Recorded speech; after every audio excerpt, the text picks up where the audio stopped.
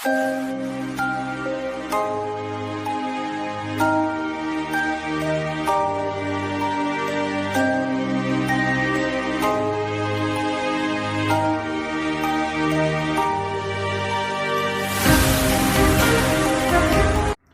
Students, my self Neha Joshi from SKG AVM Sujangarh. हम अपना topic पढ़ रहे थे द लोटस वाली पोइम का, 10th क्लास की पोइम है ये लोटस। इसमें लास्ट में हमने जो वीडियो था उसके अंदर हमने फर्स्ट स्टेंजा इसका रीड किया था, तो थोड़ा बहुत मैं आपको फर्स्ट स्टेंजा के बारे में एक्सप्लेन कर देती हूँ कि पहला जो स्टेंजा था द लोटस वाली पोइम, जो कि रिटन बाई तरुदत्त है, उन्होंने इस पोइम में बताया था कि दो जो है फूल, उनके बीच में राइवलरी चल रही होती है। क्यों? क्योंकि जो क्यूपिड है, गॉड ऑफ लव है, वो होते हैं फ्लोरा के पास में। उससे एक मतलब कि बेमिसाल फूल की वो मांग करते हैं कि ऐसा फूल जो कि फूलों की रानी कहलाने के योग्य हो। अब कंपटीशन जो होता है वो दो फ्लावर्स के बीच में होता है, एक तो होता है रोज और एक होता है लिली। तो इन दोनों के बीच में जो कॉन्फ्लिक्ट चलता रहता है, तो फिर बाद में इसको हम आगे देखते हैं इस स्टेंजा में कि कैसे वो अहेड होता है, आगे बढ़ता है। इसमें क्या होता है फिर बाद में कि birds of power had sung their claims, the rose can never tower like the pale lily with her Juno mean, but is the lily lovelier? Thus between flower faction rang the strife of Psyche's bower. तो इसके अंदर क्या है कि मैं आपको बता देती हूँ कि जो उनका बीच में कॉन्फ्लिक्ट चल रहा था, अब उसके आगे क्या होता है वो इस स्टेंजा के अंदर हैपन होगा। कैसे? तो पहले मैं इसके आपको टफ मीनिंग्स बता देती हूँ। इसमें बर्ड्स ऑफ पावर है, इस बर्ड्स ऑफ पावर को बोला जाता है कवियों का गुट। कवि वही जो पोइम्स लिखते थे, कवियों का गुट, उनके भी दल बने हुए थे। हेड संग, हेड आ गया है तो यानी कि पास्ट में चली गई ये चीज, संग यानी कि गाय थे, तो यहां पर आ गया हेड संग मतलब कि गाय थे। देयर क्लेम्स, क्लेम्स का मतलब होता है दावा या फिर दावे, ठीक है। The rose can never tower, tower का मतलब होता है सर्वोच्च पद।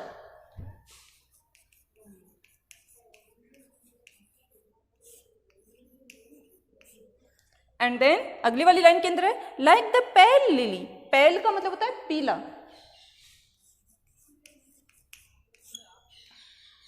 विद हर जूनोमीन, जूनोमीन है मतलब कि एक कैरेक्टर है, जूनोमीन है जुपिटर, जुपिटर जो अपने बारिश के देवता माने जाते हैं, उनकी वाइफ है जूनोमीन, जो कि बाय नेचर बहुत ज्यादा प्राउडी मानी जाती है वैसे तो इसके अंदर खाली अपने इतना इसका नाम दिया हुआ है, तो इसके नाम के अकॉर्डिंग हम इसको देख लेते हैं कि ये वाइफ ऑफ जुपिटर।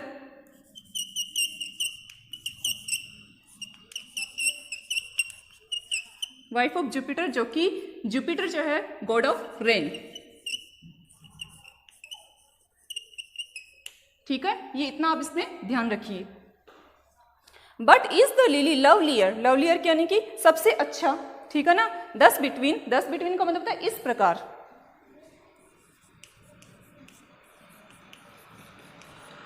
ठीक है। फ्लावर फैक्शन, फ्लावर फैक्शन का मतलब होता है फूलों का गुट, फूलों का भी एक गुट बन गया था, तो फ्लावर फैक्शन मीन्स व्हाट? फूलों का गुट,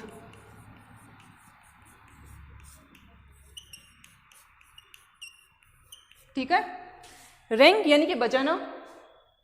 द स्ट्राइफ इन साइकिस बोवर, स्ट्राइफ का मतलब होता है वही द्वंद होता है, वाद विवाद होता है, उसके लिए वर्ड लिया जाता है साइक इन साइकिस बोवर। साइकिस का मतलब होता है मन स्थिति, किसी की मन की स्थिति होती है, उसके लिए वर्ड लिया जाता है साइक, ठीक है। बावर का मतलब होता है लता मंडप या फिर लता उद्यान, इसको हम बोलेंगे लता मंडप, एक तरीके से ये उद्यान ही हो गया, ठीक है। तो ये थे इसके टफ मीनिंग्स। अब हम देख लेते हैं इसका हिंदी अर्थ। Birds of power had sung their claims. अब क्या होता है कि उन दोनों के बीच में, फूलों के बीच में जो कॉन्फ्लिक्ट चल रहा होता है, तो उसमें क्या होता है कि जो दो फूल है उनके भी अलग अलग गुट बन गए।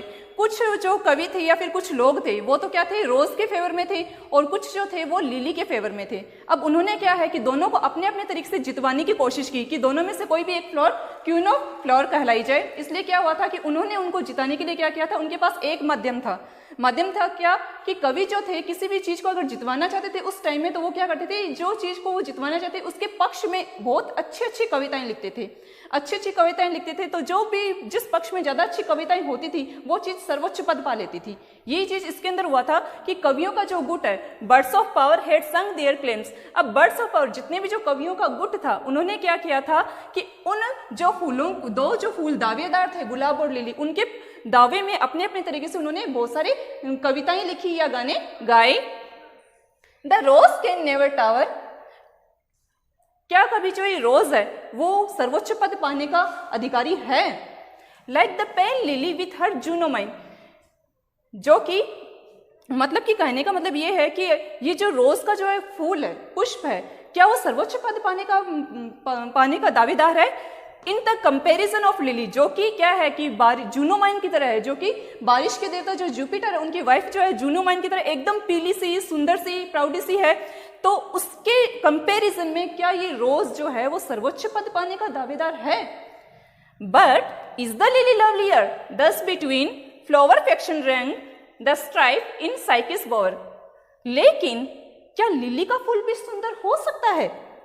इस प्रकार इसी बात को लेकर जो फूलों का जो गुट था, फ्लावर फैक्शन जो था, उन्होंने क्या किया था, उन्होंने मन स्थिति मतलब कि उस पूरे लता मंडप में जो इन फूलों का गुट था उनके बीच में इसी चीज को लेकर बहस जारी ही रही थी, यानी कि चल ही रही थी, उसका एंड नहीं हुआ था कोई कि मतलब कि फाइनल कंक्लूजन जो है वो कहीं पे भी नहीं आया था। इन दोनों के बीच जो था वो द्वंद्व वो बढ़ता ही जा रहा था। ठीक है ना, तो इसको एक बार वापस रीड कर लेते हैं कि birds of power had sung their claims, the rose can never tower like the pale lily with her Junomine, but is the lily lovelier? Thus between flower faction ran the strife in Psyche's bower. लेकिन जो कवियों का गुट था उन्होंने क्या किया था, दोनों ही जो पुष्प थे उनके पक्ष में अपने अपने जो दावे थे वो इस प्रकार प्रस्तुत किए कि अपनी कविताएं उन्होंने उनके पक्ष में लिखी। क्या कभी जो रोज का फ्लावर है वो लिली के कंपैरिजन में बेस्ट हो सकता है या फिर सर्वोच्च पद पा सकता है? क्योंकि लिली का फ्लावर एक तरीके से एकदम पीला सा, एकदम जूनोमाइन की तरह सुंदर था, तो इसके कंपैरिजन में क्या ये जो रोज है वो सर्वोच्च पद पा सकेगा? इस प्रकार but is the lily lovelier, क्या लिली का भी लवलियर हो सकता है? यानी कि दोनों ही कॉन्फ्लिक्ट चल रहा है, आधी तो उस रोज के फेवर में जा रही है, आधी उस लिली के फेवर में जा रहे हैं। But is the lily lovelier thus between flower faction रंग the stripe in cycas bore, क्या कभी जो लेकिन लिली का पुष्प भी कभी सुंदर हो सकता है? इस प्रकार जो है जितने भी जो फूलों का गुट था उस पूरे के पूरे उद्यान में, उस पूरी के पूरी लता मंडप के अंदर है, उन दोनों के बीच में, उन दोनों गुटों के बीच में लगातार ये बहस जारी ही रही थी। सो स्टूडेंट्स, ये हमारा था सेकेंड स्टेंजा, ये था अपना second stanza of the poem, जिसके में हमने आपको वर्ड मीनिंग्स बता दिए टफ, इसका मैंने हिंदी अर्थ बता दिया है। ठीक है, तो इसको आप देखिए ध्यान से और इसको वापस से वीडियो को रिमाइंड करके सुनिए। अभी हम देखते हैं जो हमने फर्स्ट स्टेंजा इस पोएम का रीड किया था द लोटस का, उसका हमने एक्सप्लेनेशन नहीं किया था, तो पहले हम आज उसका पहले एक्सप्लेनेशन कर लेते हैं, फिर बाद में हम सेकंड स्टेंजा की एक्सप्लेनेशन अगले वीडियो में देखेंगे। तो आज है आपके पास में ये स्टेंजा फर्स्ट है जो कि हमने पिछले बार पढ़ा था, उसके अंदर हमने यही तो पढ़ा था कि जो है गॉड ऑफ लव है वो मतलब गॉडेज ऑफ वेजिटेशन के पास में आता है, यानी कि फ्लोरा के पास में आता है, और एक बेमिसाल पुष्प की वो मांग करता है कि वो एक ऐसा पुष्प बनाए जो कि सभी पुष्प में फूलों की रानी कहलाने के टाइटल के योग्य हो। तो ऐसे में क्या होता है कि इस पद को पाने के लिए, इस टाइटल को पाने के लिए रोज और लिली दोनों ही बहुत बड़े दावेदार माने जाते हैं। ठीक है, तो ये हमने उसके फर्स्ट स्टेंजा में ये सब सारी चीजें पढ़ी थी। ठीक है ना, अब आज हम देखते हैं उसका एक्सप्लेनेशन। तो एक्सप्लेनेशन के अंदर मैंने आपको पहले ही बताया था कि रेफरेंस और कॉन्टेक्स्ट ये आपको देखना होता है। तो रेफरेंस तो हर एक एक्सप्लेनेशन का लगभग सेम ही रहता है, उसके अंदर क्या होता है, खाली पोइम का नाम चेंज होता है और पोइट का नाम चेंज होता है। ये जो अपनी पोइम है द लोटस, ये क्या है, इसकी राइटर कौन है, रिटन बाय तरुदत्त है, पोइट इसकी क्या है, तरुदत्त है।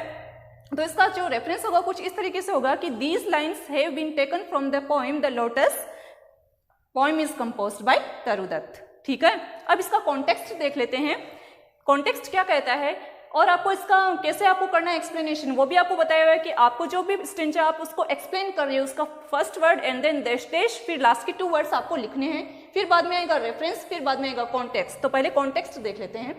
कॉन्टेक्स्ट के अंदर क्या है कि the god of love Cupid urges the goddess of flower Flora to create a matchless flower.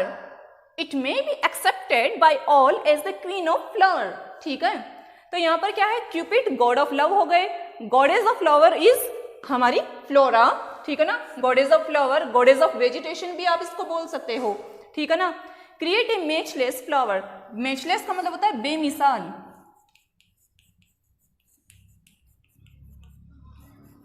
ठीक है ना, तो है गॉड ऑफ लव जो है क्यूपिड, वो एक बार क्या होता है गॉडेस ऑफ फ्लावर यानी कि फ्लोरा के पास में आते हैं और उनसे एक बेमिसाल पुष्प की मतलब की रचना करने के लिए वो आग्रह करते हैं। अर्जेस का मतलब होता है आग्रह करना, आग्रह करना किसी चीज का बड़े पोलाइट मैनर के अंदर, उसके लिए बोला जाता है अर्जेस, ठीक है ना। तो एक बार जो है God of love goddess of flower के पास में फ्लोरा के पास में आते हैं और उनसे एक बेमिसाल पुष्प की रचना करने के लिए कहते हैं। It may be accepted by all as the queen of flower, जो कि सभी पुष्पों में फूलों की रानी कहलाने के योग्य हो, यानी कि सभी पुष्पों को उसको क्या है वोट प्राप्त हो, सम्मान प्राप्त हो, जिससे क्या होगा कि वो जो पुष्प होगा वो फूलों के अंदर क्या होगा रानी कहलाने के योग्य होगा। ये तो था अपना कॉन्टेक्स्ट। अब देखते हैं इसकी हम एक्सप्लेनेशन। अब हम देखते हैं इसकी एक्सप्लेनेशन। तो एक्सप्लेनेशन की हम देख लेते हैं कि कैसे करनी है हमको। तो पहले इसको रीड कर लेते हैं। इसमें है कि in these lines the poetess says that once the god of love came to Flora, the goddess of flower and vegetation. Vegetation का मतलब होता है वनस्पति।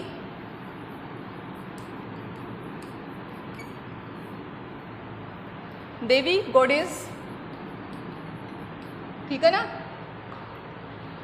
vegetation, and asked her to give him the most beautiful flower, which might be called the queen of flowers. The claim of this title should remain unchallenged for that beautiful flower for a very long time. The rose and the lily claimed this title. Both the flowers, the rose and the lily, were the competitors for this title. Competitor मतलब वही प्रतिद्वंदी।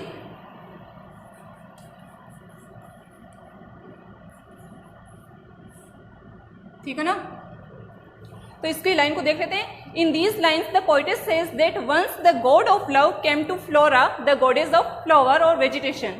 एक बार क्या होता है इन लाइनों में कवियत्री ये कहना चाह रही है, यानी कि तरु दत्त इस पोएम की जो पोइट है वो ये कहना चाह रही है कि एक बार गॉड ऑफ लव यानी कि क्यूपिड एक बार जो क्या है गॉड ऑफ लव फ्लोरा के पास में आता है, जो कि क्या है flora the goddess of flower और वेजिटेशन, जो कि फूलों और वनस्पति की देवी, उनके पास में आते हैं god of love, and asked her to give him the most beautiful flower, और उनको आकर एक बहुत ही सुंदर पुष्प देने के लिए कहते हैं, which might be called the queen of flowers, जो कि मतलब कि फूलों की रानी कहलाने के योग्य हो। ऐसे वो फूल की उनसे वो मांग करते हैं, किससे गॉड ऑफ लव करते हैं, किससे फ्लोरा से, जो कि क्या है goddess of vegetation.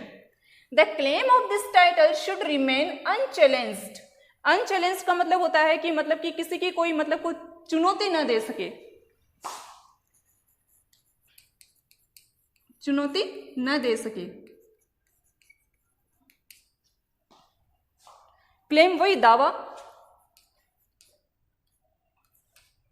The claim of this title should remain unchallenged for that beautiful flower, यानी कि वो ऐसा फूल पुष्प की मांग कर सकते हैं कि जो पुष्प अगर फूलों की रानी कहला भी जाए तो उसको कोई और पुष्प आकर चुनौती न दे सके, उसके टाइटल को वो चुनौती न दे सके। यानी कि ऐसे वो पुष्प की मांग करते हैं कि उसका जो ये दावेदार हो, जो भी कोई पुष्प इस टाइटल को पाने का दावेदार हो, उस पुष्प को कोई भी अन्य पुष्प चुनौती न दे सके। For a very long time the rose and the lily claimed this title.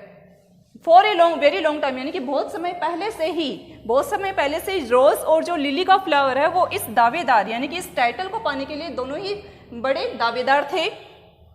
Both the flowers the rose and the lily were the competitors for this title.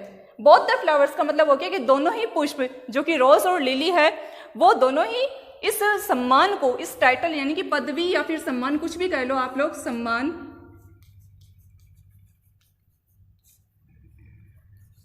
ठीक है ना। तो इस सम्मान को पाने के लिए दोनों ही जो पुष्प थे वो बहुत समय से एक दूसरे के प्रतिद्वंदी थे। ये तो हो गई आपकी इसकी एक्सप्लेनेशन। ये एक्सप्लेनेशन थी आपकी फर्स्ट स्टेंजा की। आई होप आपको समझ में आई होगी। आप इसको ढंग से देखिए, रिमाइंड कीजिए। Thank you.